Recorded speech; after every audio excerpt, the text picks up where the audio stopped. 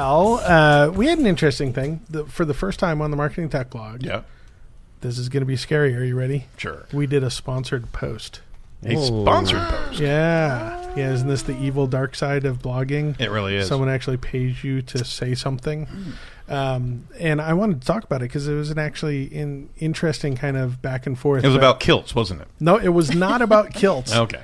This was actually Comcast got a hold of us, Comcast Business, and a pretty neat way of doing it. So for people that think that sponsored posts are the big evil, I'm one of those people. Like I don't. Everybody that writes us and says, "Hey, could you write about us and put a link or whatever? How much does that cost?"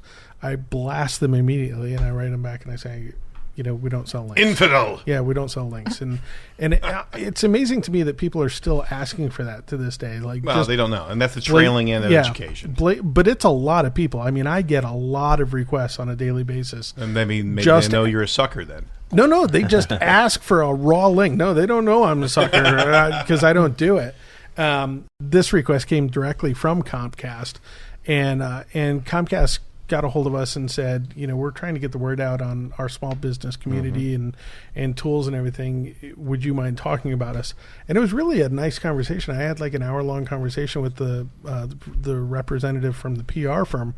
And the nice thing is, literally the contract came through and it was, you can say whatever you want to say. You can do whatever you want to do. You can, we just want...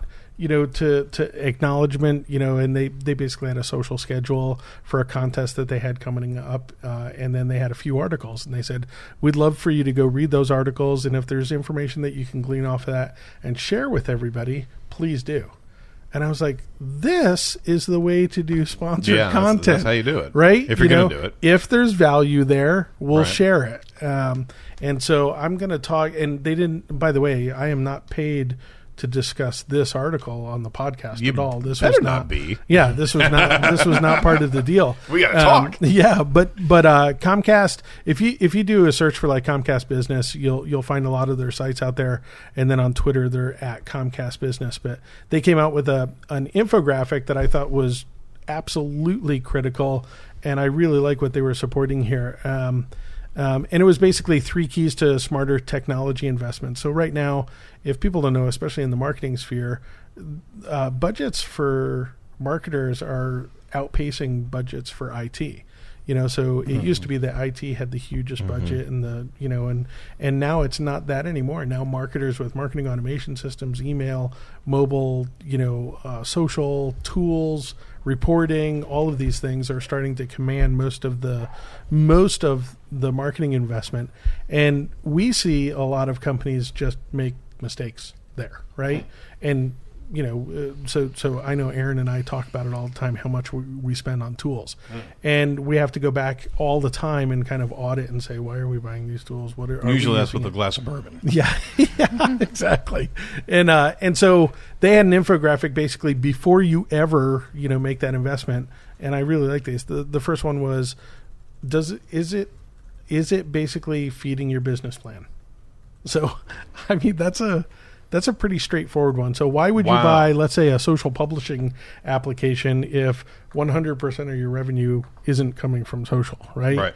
You got to think about what that investment because it's might cool. be. Yeah, well, and we do those things, or because, like on the Marshall thing, Google said, right? So everybody goes and does it. Right. That happens in the social space all the time. It happens in the content space all the time. Someone says, and we all go run and do it and spend the money. So I like that. I still think that you need probably, personally, I think you probably need 20% of your budget to kind of float, try different tools, see how it works, test it, see if you get results. Yep. But I really like the fact of just kind of saying, how does this feed our bottom line? So that's the first one. The second one was... It's a realigning reference right there. Sorry. The second one was weighing basically whether the investment was going to solve problems or cause more problems, right? And we see this all the time. And I'll just call it out, like CRM, right? I have seen more companies stumble with CRM implementations than anything else because they had to retrain all of their employees. Their employees were angry about it. Their employees started complaining that they were doing data entry more than they were doing their jobs.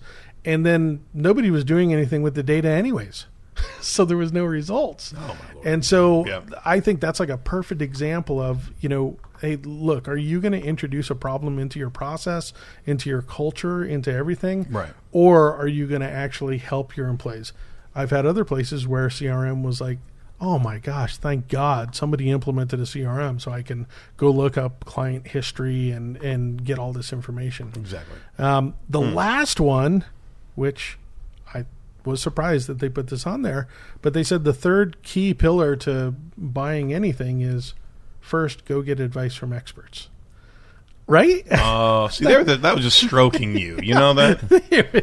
Well, they didn't write this for me. This was published. They just so happened. This was published long before, Yeah. but they basically said, have you spoken to other colleagues and have you spoken to industry leaders?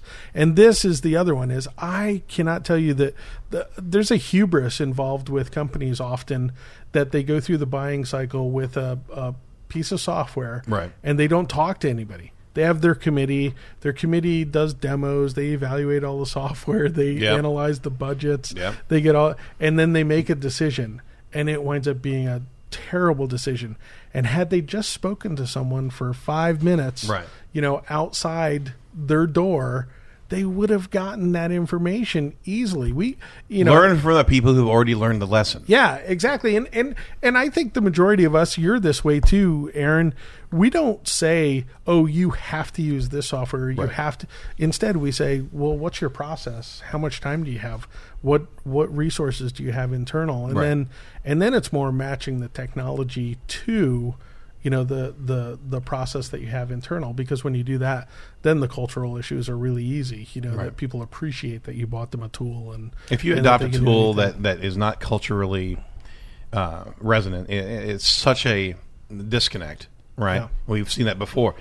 It's never going to be embraced. It's never going to be owned. And what an incredible expense. And if you're not reaching out to experts have actually seen it implemented before, or have come across the pitfalls, and yes, it's the smart planning. You need to have recon out there. Absolutely.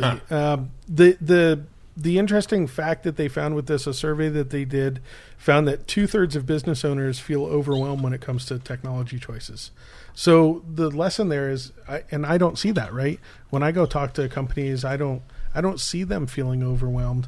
What it tells me is that they are overwhelmed, but they don't want to admit it, right? They're embarrassed that technology is, you get it too, right?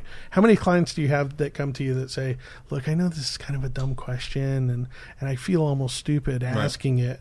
And I'm always like, why? Why do you feel stupid? 90% of businesses are doing exactly what you're doing right now. You're not the person that's way behind. Right. You're the typical business, That's why we do the show. Yeah. I mean, honestly, Yeah, that's the entire point of doing this show, is to be able to demystify. And I mean, in this technology environment, it is a little bit, you're showing vulnerability if you don't have everything locked and loaded, right? Yeah. So, I mean, you're absolutely right. There needs to be a little bit of onus, and people need to be able to ask these questions without that level of judgment. What my advice would simply be, seek out experts that are vendor agnostic, and that's Site Strategics is like that, DK is like that. We don't marry somebody. We use some tools and we love some tools, but that doesn't necessarily mean. And we shoot some tools in the head that aren't performing either. Yeah, absolutely.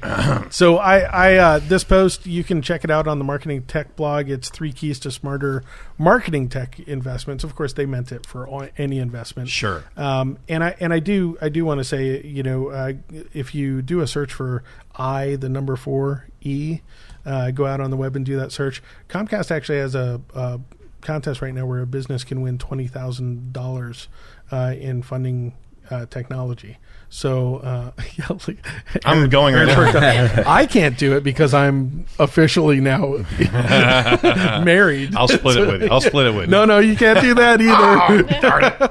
You're going to get me fired for my first sponsorship? Yes, I will. All right. But look up Comcast Business online and you'll find more information. Very good. Well,